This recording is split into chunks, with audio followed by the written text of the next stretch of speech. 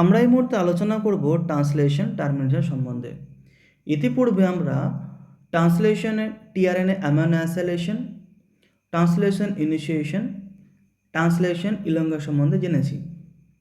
তো ইলঙ্গেশন দেখা গেছে যে যখন 20টি অ্যামাইনো অ্যাসিড টিআরএনএর পি সাইড রাইবোজোম পি সাইডে যখন বাইন্ড হয়ে যাবে, তারপরে কি হচ্ছে না টার্মিনেশনে এসে রাইবোজোমটা খুলে যাবে এবং টিআরএনএ থেকেও যে 20 অ্যামাইনো অ্যাসিডের যে পলিপেপটাইড চেন রয়েছে সেই পলিপেপটাইড চেনটা সেখান থেকে কেটে যাবে।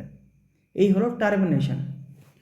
তো রাইবোজোম টার্মিনেশনের সময় যে এমআরএনএ রয়েছে, এমআরএনএ এখানে প্রেজেন্ট আছে স্টপ কোডন। সেই স্টপ কোডন হলো কি না UAG, UAA or maybe UGA. এই সমস্ত জায়গায় যখন রাইবোজোমটা আসবে, রাইবোজোমের large subunit, ribosome small subunit সেখান থেকে খুলে যাবে এবং যে পলিপেপটাইড যে চেন ছিল সেই পলিপেপটাইড চেনটা মানে প্রোটিনটা সাইটোসলে গিয়ে চলে আসবে। এই হলো টার্মিনেশন। তো টার্মিনেশনের জন্য যে সমস্ত ফ্যাক্টরগুলো লাগবে মানে রিলিজিং ফ্যাক্টর,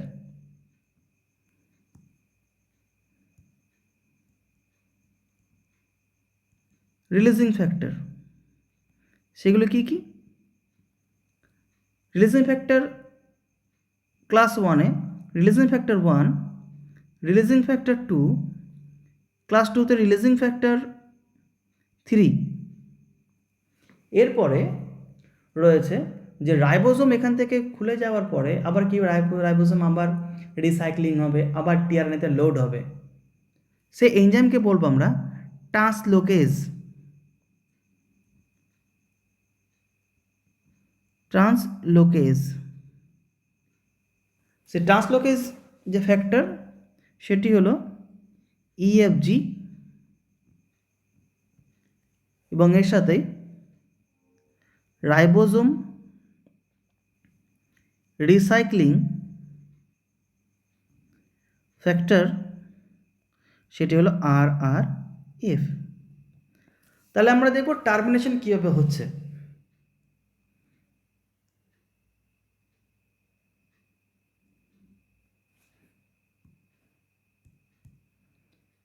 রাইবোজোম যখন এগোচ্ছে সামনে,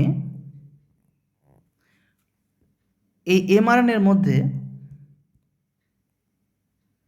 রাইবোজোম এগোতে এগোতে কি হবে, চলে আসবে এই ইউএজি স্টপ কোডনে এসে রাইবোজোম আটকে যাবে। তাহলে এটা হচ্ছে কোথায়? এ সাইটে। এ সাইটে তাহলে যতক্ষণ এরপরে আসবে পি সাইট এবং ই সাইট। রাইবোজোমের লার্জ সাব ইউনিট, রাইবোজোমের স্মল সাব ইউনিট।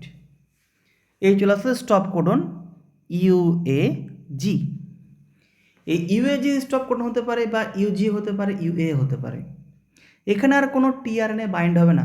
অলরেডি এইদিকে পি সাইটে 20টি অ্যামাইনো অ্যাসিড নিয়ে টিআরএনএ পলিপেপটাইড চেন বাইন্ড হয়েছে এখানে। এই মুহূর্তে এখানে কোনো টিআরএনএ বাইন্ড হবে না। No binding tRNA. টিআরএনএ এখানে আসবে না। তাহলে কি হবে?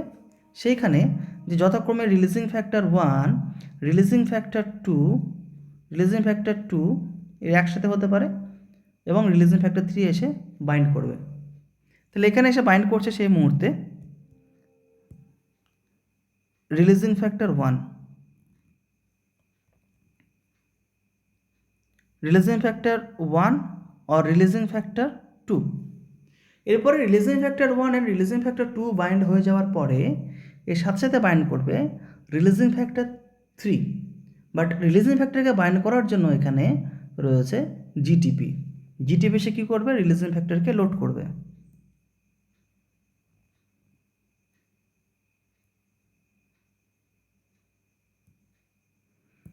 এরপর হয়ে গেল জিটিপি।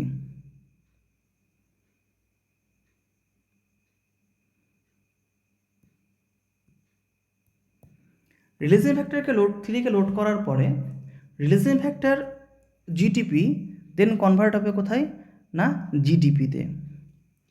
এরপরে যখন জিডিপিতে কনভার্ট হবে সেই মুহূর্তে পেপটাইডাইল ট্রান্সফারেজ, যে এনজাইমটা প্রেজেন্ট ছিল পেপটাইডাইল ট্রান্সফারেজ, সে কী করবে, যে 3' এন্ডে এখানে কাট করবে, কাট করে পেপটাইড যে চেনকে, সে পেপটাইড চেনকে রিলিজ করবে, বাইরে রিলিজ করবে পেপটাইডাইল চেঞ্জকে। তাহলে কি হচ্ছে এখানে প্রসেসটা, যখন RF3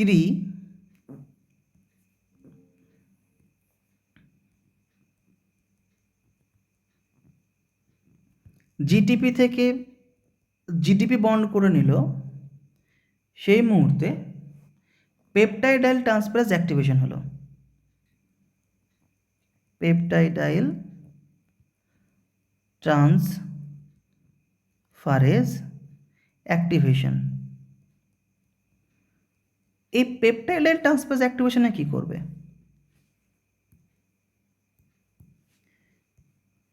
it's cut at C terminus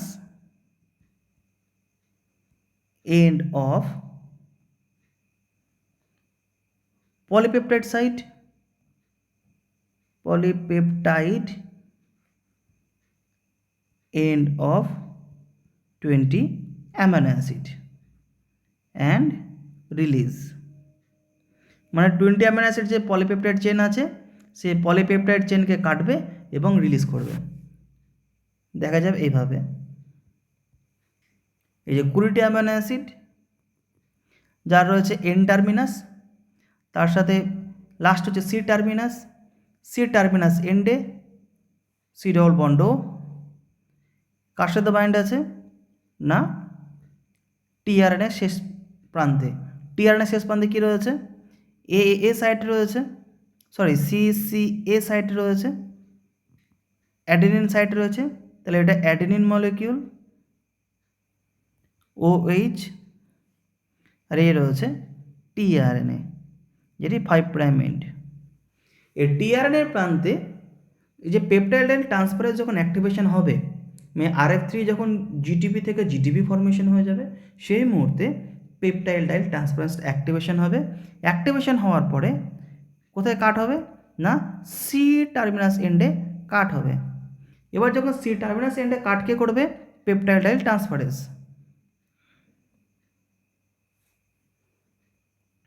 by পেপটাইডাইল transferase. এই পেপটাইডাইল ট্রান্সফারেজ একে কাট করে দেবে,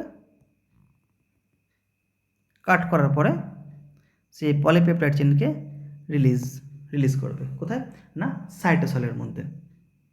তবে সেই মুহূর্তে কি হলো, এই রাইবোজোম যেখানে এখান থেকে রিলিজ হয়ে গেল,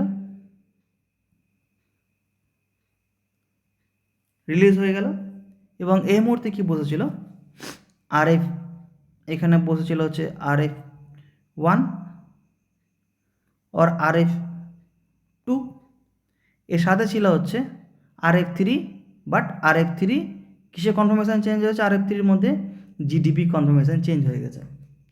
এবং RF3-র মধ্যে জিডিপি কনফার্মেশন চেঞ্জ হওয়ার সাথে সাথে কি করবে, না RF1, সে RF1 সেখান থেকে রিলিজ হয়ে যাবে, RF1 RF2 রিলিজ হয়ে গেল। এবং RF1 RF2 রিলিজ হয়ে যাওয়ার ফলে এই জায়গাটা রিলিজ হয়ে গেল, তারপরে এটা রিলিজ হয়ে যাওয়ার পরেও রিলিজ হয়ে যাবে RF3 জিডিপি, এটাও রিলিজ হয়ে যাবে সেখান থেকে, দুটো রিলিজ হয়ে গেল। এই যে RF3 রিলিজ হয়ে গেল, RF1টাও RF2টাও রিলিজ হয়ে গেল। তবে তখন যে এ সাইডে তখনও ব্ল্যাঙ্ক হয়ে আছে, এ সাইড তখনও ব্ল্যাঙ্ক, পি সাইট চলে যাবে ই সাইটে, মানে এই যে এবার যে এম আর এটা এটা চলে আসলো ই সাইটে।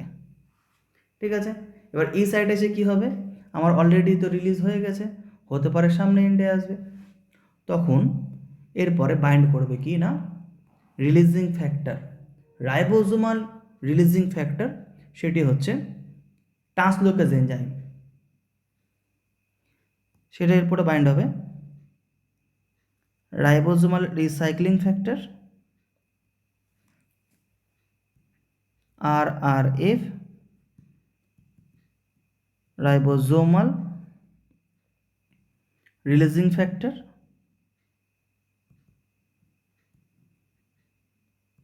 এবং এর সাথে আসবে ট্রান্সলোকেজ enzyme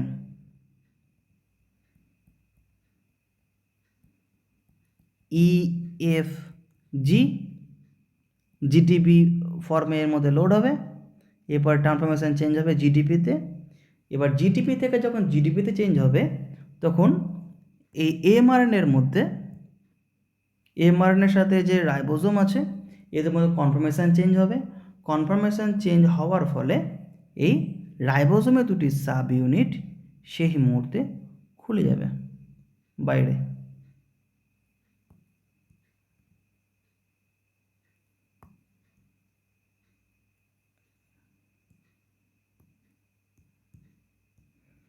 রাইবোজোমে large sub unit release হয়ে গেল, এবং এর সাথে সাথে যে রাইবোজোম স্মল সাব ইউনিট রয়েছে